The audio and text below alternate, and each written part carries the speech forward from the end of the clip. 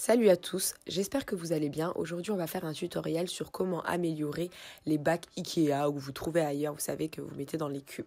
C'est super simple. Premièrement, donc il va vous falloir un bac. Moi, j'avais pris des blancs parce qu'ils étaient très tachés chez moi et que je savais plus quoi en faire.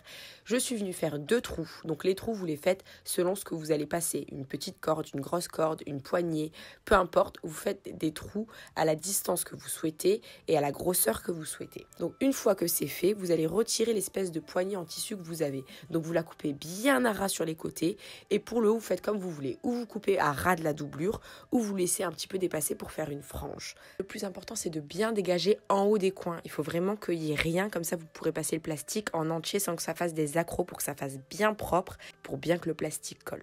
Ensuite, vous venez prendre un papier autofixant. Moi, j'ai trouvé celui-ci pour 1,29 € à Action. Il y avait vraiment plein de modèles, du marbre, etc.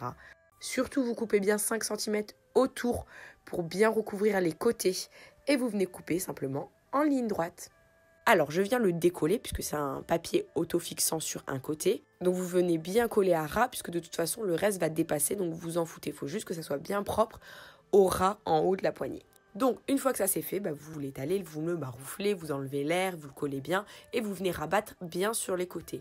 Vous coupez dans le coin l'excédent, vous faites un espèce de petit triangle comme pour le papier cadeau, histoire que ça fasse pas de bosse et que ça passe toujours bien dans les cubes.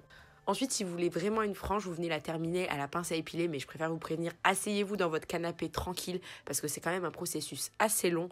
Limite, je pense que moi maintenant, je vais juste couper à ras. Donc, une fois que ça c'est fait, vous revenez trouer, en fait, là où vous aviez troué avant. Vous faites simplement un petit aller-retour, ça suffit. Et en fait, vous faites passer votre corde. Donc, n'oubliez pas de faire une corde plus longue que la poignée, parce qu'il va falloir faire des nœuds derrière. Pour le pompon et la corde, si vous cherchez, en fait, c'est juste des attaches à rideaux. Souvent, vous savez, pour attacher les rideaux à l'ancienne, vous aviez des fils, grosses ficelles comme ça, avec des pompons. Vous pouvez encore en trouver chez Babou, Maison du Monde, Jiffy, peut-être même chez Action. Hein. Mais voilà, c'est simplement des attaches rideaux. Comme ça vous évite d'acheter super cher des pompons et tout. Ça sert à rien. Là, ça coûte 4 balles ou 5 € et puis c'est réglé. Ou sinon, vous prenez de la corde normale qui traîne chez vous. Enfin, soyez créatifs, vous pouvez prendre n'importe quoi, des chaînettes, tout ce que vous voulez. Et voilà, j'espère que cette vidéo vous a plu. Si vous souhaitez avoir plus d'astuces, n'hésitez pas à me suivre sur mes réseaux sociaux, Snap ou Insta, parce que j'en donne vraiment régulièrement dans la semaine. Je suis un peu la meuf MacGyver. Donc voilà, je vous laisse tout en description. Je vous fais des gros bisous et je vous souhaite une bonne journée.